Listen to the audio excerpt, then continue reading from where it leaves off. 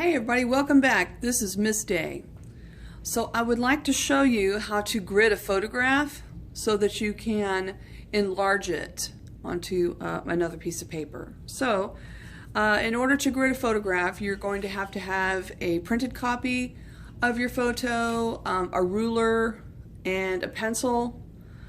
So I'm going to measure this out, making sure that I'm on inches.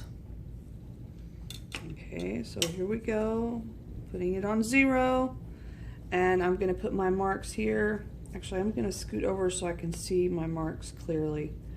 Okay, so 1,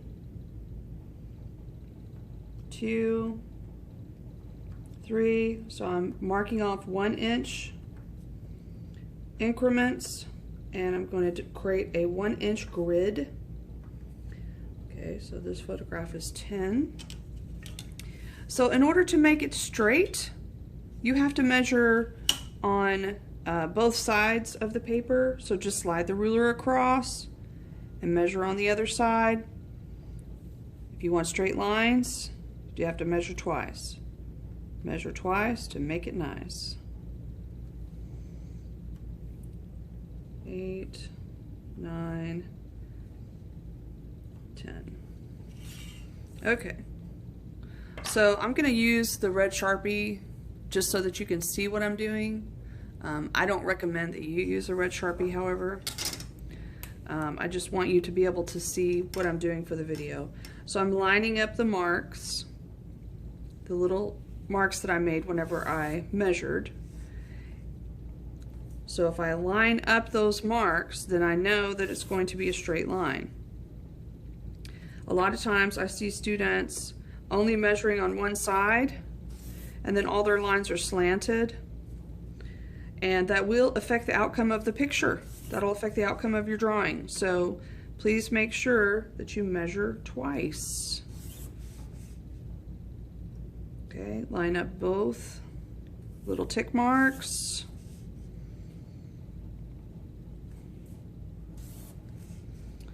Both tick marks.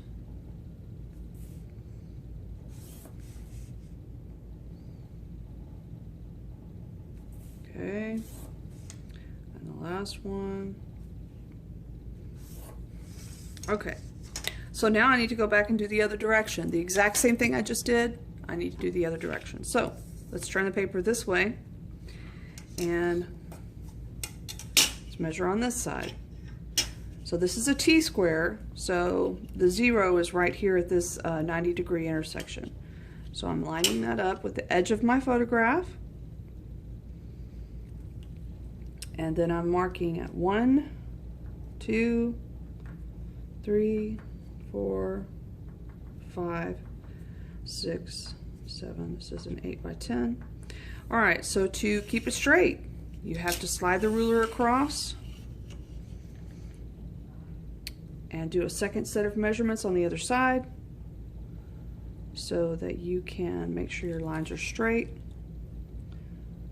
So 1, 2, 3, 4, 5, 6, 7, and 8.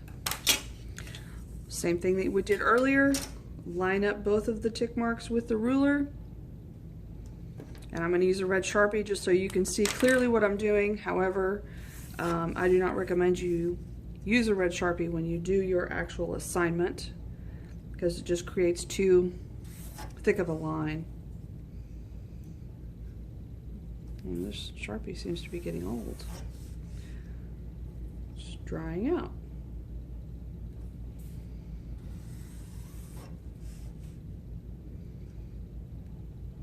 Okay. Alright, so this is pretty much the easy part, actually. As long as you measure twice to make it nice, it will be nice and straight.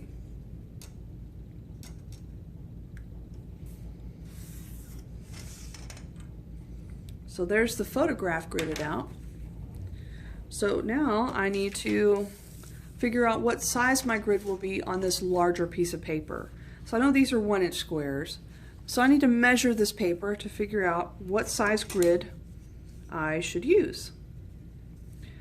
So let me see if I can get this going the right direction. Here we go. This piece of paper is 12 by, this is 12 here. Let's see what we got. 15. So we've got 12 by 15.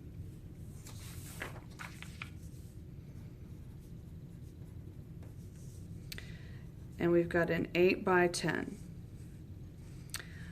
Well, I'm just going to do this set of numbers here. So how many times does 8 go into 12?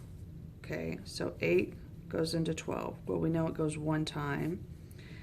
With 4 left over, you're going to have to add a decimal.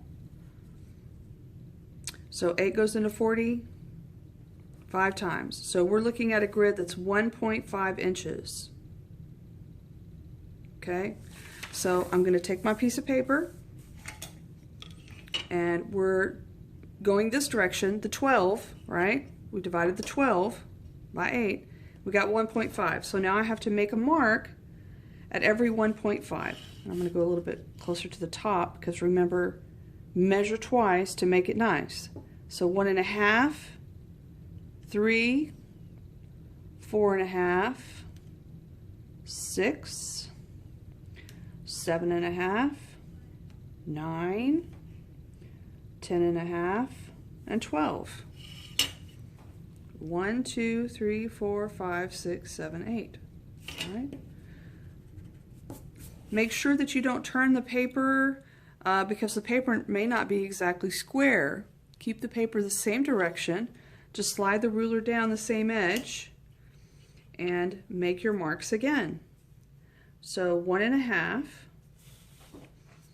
3, 4.5, 6, 7.5, 9, 10.5, and 12. All right, so I'm going to get a longer ruler to create these lines. So hold on one second. So please keep in mind that when you're creating the grid on the paper that you'll be using to put your artwork on, you want to make sure that it's a very light grid because you will be erasing it. So make sure that you keep it very light. So now I'm going to line up the tick marks and draw a light line. Make sure that you line up both tick marks. Measure twice to make it nice. There we go. Lining them up.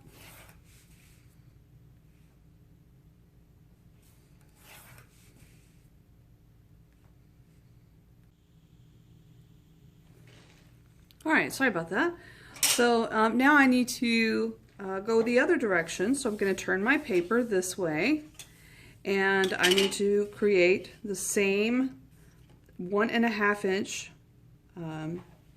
measurements. So there's 1.5, 3, 4.5, 6, 7.5, 9, 10.5, 12,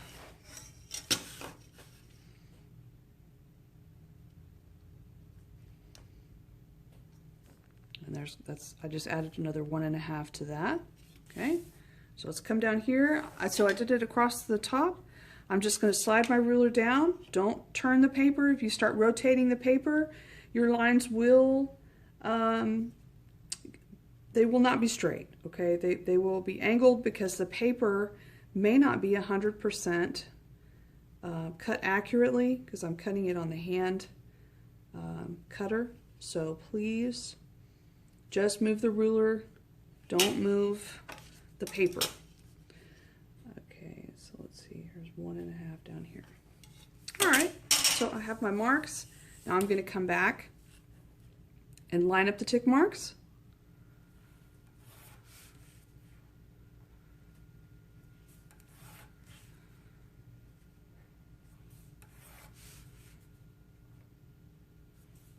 Remember, just keep this grid drawn lightly. I'm drawing it actually with a number 2 pencil. I'm not trying to make it light because I want you to be able to see what I'm doing in the video. So just keep in mind, you probably want to use like a 2H or a 4H because you want it to be very light.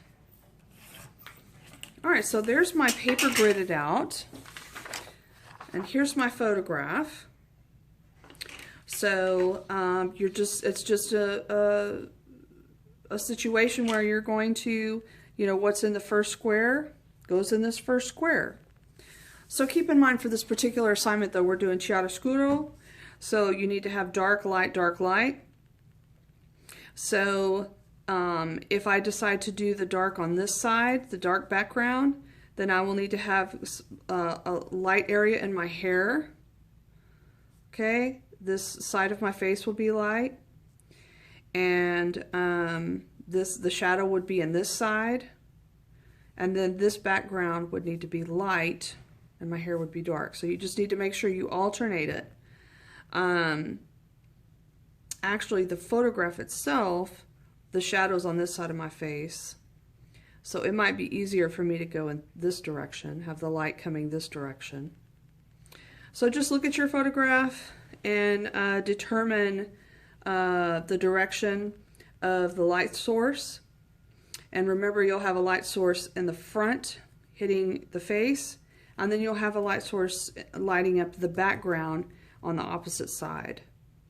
Okay, good luck with your chiaroscuro portraits. Bye.